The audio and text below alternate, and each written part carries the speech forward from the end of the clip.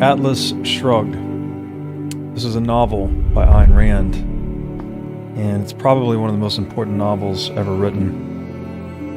I'm just now getting through this book in audiobook form, and I recently stumbled across what's called the money speech. And I think it is one of the best descriptions of money I have ever heard. So I thought it would be useful for me to come on the show today and just read it at full. It's about a 15-minute speech, roughly 5 pages in the book, and this version of Atlas Shrugged is between pages 410 and 415. It's a fiction novel. There's a conversation going on between a few of the characters, and I'm just going to jump into this. It's out of context, but this is a long diatribe by one of the main characters named Francisco d'Anconia. And so I'm going to jump into this right now, and I hope you guys enjoy. So you think that money is the root of all evil, said Francisco d'Anconia. Have you ever asked what is the root of money? Money is a tool of exchange which can't exist unless there are goods produced and men able to produce them. Money is the material shape of the principle that men who wish to deal with one another must deal by trade and give value for value. Money is not the tool of the moochers who claim your product by tears, or of the looters who take it from you by force. Money is made possible only by the men who produce. Is this what you consider evil? When you accept money in payment for your effort, you do so only on the conviction that you will exchange it for the product of the effort of others. It is not the moochers or the looters who give value to money. Not an ocean of tears, nor all the guns in the world can transform those pieces of paper in your wallet into the bread you will need to survive tomorrow. Those pieces of paper, which should have been gold, are a token of honor, your claim upon the energy of the men who produce. Your wallet is your statement of hope that somewhere in the world around you there are men who will not default on that moral principle which is the root of money. Is this what you consider evil? Have you ever looked for the root of production? Take a look at an electric generator and dare tell yourself that it was created by the muscular effort of unthinking brutes. Try to grow a seed of wheat without the knowledge left to you by men who had to discover it for the first time. Try to obtain your food by means of nothing but physical motions, and you'll learn that man's mind is the root of all the goods produced and of all the wealth that has ever existed on earth. But you say that money is made by the strong at the expense of the weak. What strength do you mean? It is not the strength of guns or muscles. Wealth is the product of a man's capacity to think. Then is money made by the man who invents a motor at the expense of those who did not invent it? Is money made by the intelligent at the expense of the fools? By the able at the expense of the incompetent? By the ambitious at the expense of the lazy? Money is made before it can be looted or mooched, made by the effort of every honest man, each to the extent of his ability. An honest man is one who knows that he can't consume more than he has produced. To trade by means of money is the code of the men of goodwill. Money rests on the axiom that every man is the owner of his mind and his effort. Money allows no power to prescribe the value of your effort except the voluntary choice of the man who is willing to trade you his effort in return.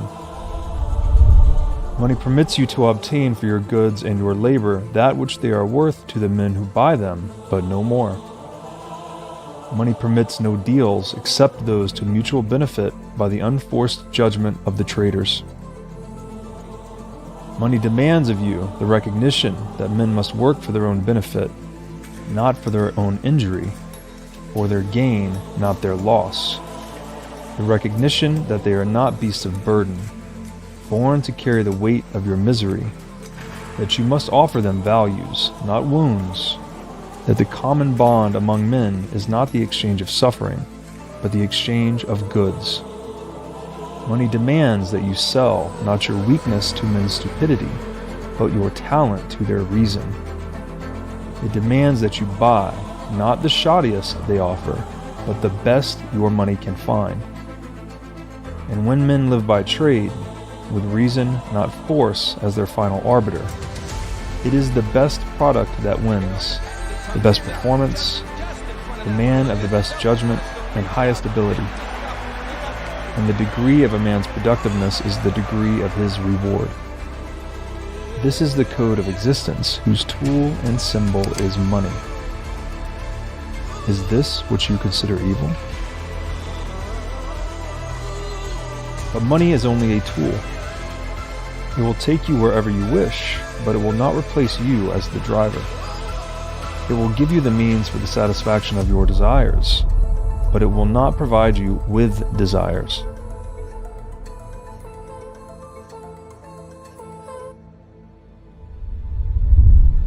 Money is the scourge of the men who attempt to reverse the law of causality, the men who seek to replace the mind by seizing the products of the mind.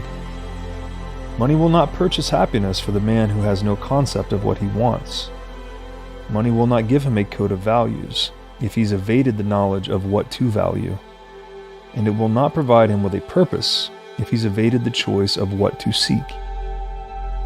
Money will not buy intelligence for the fool, or admiration for the coward, or respect for the incompetent. The man who attempts to purchase the brains of his superiors to serve him, with his money replacing his judgment, ends up by becoming the victim of his inferiors. The men of intelligence desert him, but the cheats and the frauds come flocking to him, drawn by a law which he has not discovered, that no man may be smaller than his money. Is this the reason why you call it evil? Only the man who does not need it is fit to inherit wealth, the man who would make his own fortune no matter where he started. If an heir is equal to his money, it serves him. If not, it destroys him. But you look on and you cry that money corrupted him. Did it? Or did he corrupt his money? Do not envy a worthless heir. His wealth is not yours, and you would have done no better with it. Do not think that it should have been distributed among you. Loading the world with 50 parasites instead of one would not bring back the dead virtue that was the fortune. Money is a living power that dies without its root. Money will not serve the mind that cannot match it. Is this the reason why you call it evil? Money is your means of survival. The verdict you pronounce upon the source of your livelihood is the verdict you pronounce upon your life. If the source is corrupt, you have damned your own existence. Did you get your money by fraud? By pandering to men's vices or men's stupidity? By catering to fools in the hope of getting more than your ability deserves? By lowering your standards? By doing work you despise for purchasers you scorn? If so, then your money will not give you a moment's or a penny's worth of joy. Then all the things you buy will become not a tribute to you, but a reproach, not an achievement, but a reminder of shame. Then you'll scream that money is evil. Evil because it would not pinch hit for your self-respect. Evil because it would not let you enjoy your depravity? Is this the root of your hatred of money? Money will always remain an effect and refuse to replace you as the cause. Money is the product of virtue, but it will not give you virtue, and it will not redeem your vices. Money will not give you the unearned, neither in matter nor in spirit. Is this the root of your hatred of money?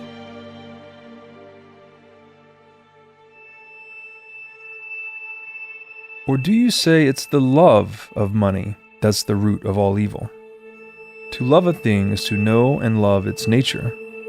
To love money is to know and love the fact that money is the creation of the best power within you, and your passkey to trade your effort for the effort of the best among men. It's the person who would sell his soul for a nickel who is loudest in proclaiming his hatred of money. And he has good reason to hate it. The lovers of money are willing to work for it. They know they are able to deserve it. Let me give you a tip on a clue to men's characters. The man who damns money has obtained it dishonorably. The man who respects it has earned it. Run for your life from any man who tells you that money is evil. That sentence is the leper's bell of an approaching looter. So long as men live together on earth and need means to deal with one another, their only substitute, if they abandon money, is the muzzle of a gun. But money demands of you the highest virtues, if you wish to make it or to keep it. Men who have no courage, pride, or self-esteem, men who have no moral sense of their right to their money and are not willing to defend it as they defend their life, men who apologize for being rich will not remain rich for long. They are the natural bait for the swarms of looters that stand or rocks for centuries, but come crawling out at the first smell of a man who begs to be forgiven for the guilt of owning wealth. They will hasten to relieve him of the guilt and of his life as he deserves. Then you will see the rise of the men of the double standard, the men who live by force, yet count on those who live by trade to create the value of their looted money, the men who are the hitchhikers of virtue. In a moral society, these are the criminals, and the statutes are written to protect you against them. But when a society establishes criminals by right and looters by law, men who use force to seize the wealth of disarmed victims, then money becomes its creator's avenger. Such looters believe it safe to rob defenseless men once they've passed a law to disarm them. But their loot becomes the magnet for other looters, who get it from them as they got it. Then the race goes, not to the ablest at production, but to those most ruthless at brutality. When force is the standard, the murderer wins over the pickpocket, and then that society vanishes in a spread of ruins and slaughter. Do you wish to know whether that day is coming? Watch money. Money is the barometer of a society's virtue.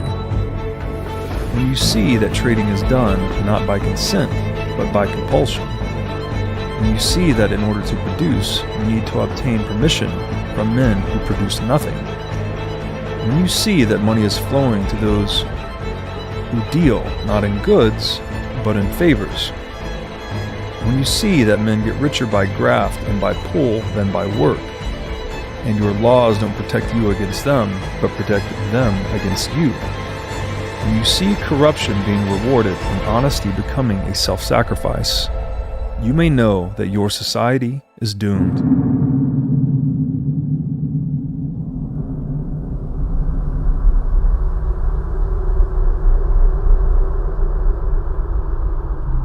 Money is so noble a medium that it does not compete with guns, and it does not make terms with brutality.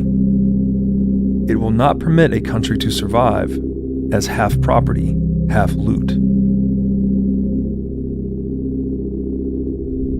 Whenever destroyers appear among men, they start by destroying money, for money is men's protection and the base of a moral existence. Destroyers seize gold and leave to its owners a counterfeit pile of paper. This kills all objective standards and delivers men into the arbitrary power of an arbitrary setter of values. Gold was an objective value, an equivalent of wealth produced. Paper is a mortgage on wealth that does not exist, backed by a gun aimed at those who are expected to produce it. Paper is a check drawn by legal looters upon an account which is not theirs. upon the virtue of the victims. Watch for the day when it bounces, marked, account overdrawn. When you have made evil the means of survival, do not expect men to remain good. Do not expect them to stay moral and lose their lives for the purpose of becoming the fodder of the immoral. Do not expect them to produce when production is punished and looting rewarded. Do not ask who is destroying the world. You are.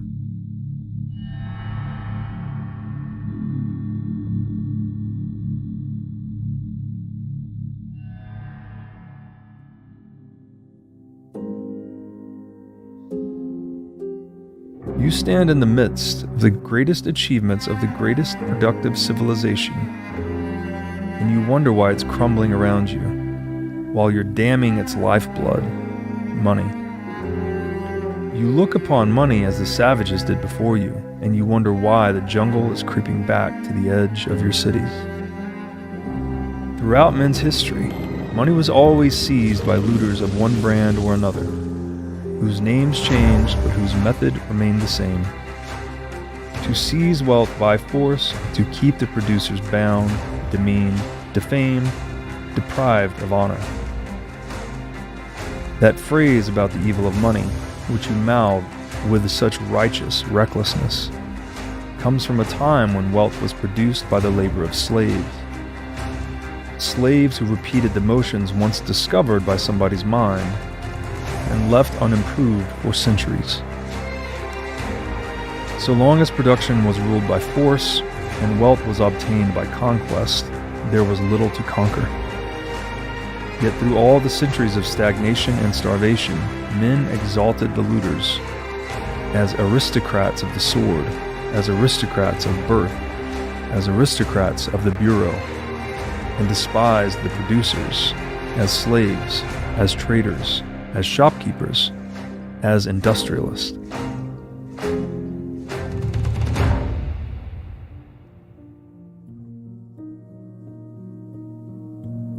To the glory of mankind, there was, for the first and only time in history, a country of money.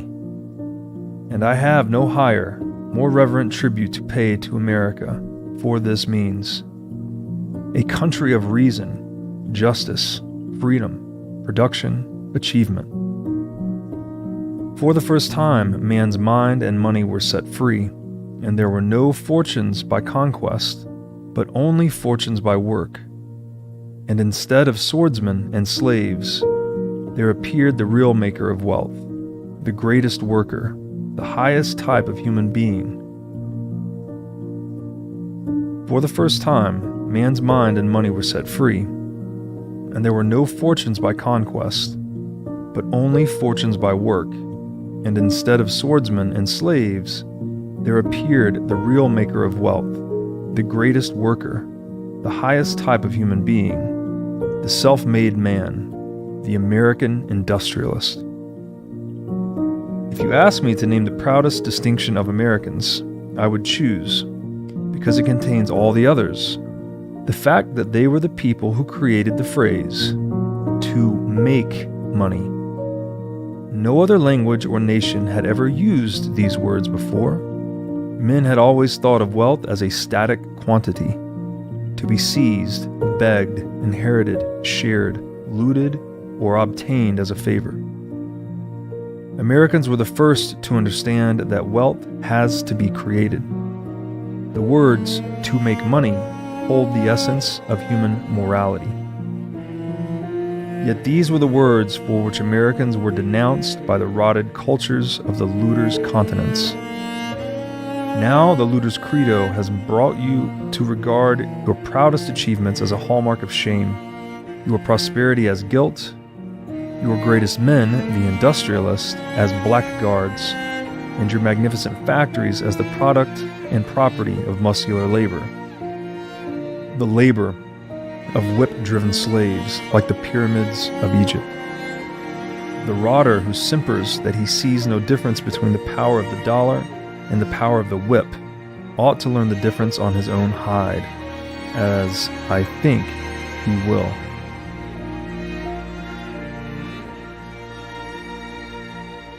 Until and unless you discover that money is the root of all good, you ask for your own destruction. When money ceases to be the tool by which men deal with one another, then men become the tools of men. Blood, whips and guns, or dollars. Take your choice. There is no other, and your time is running out.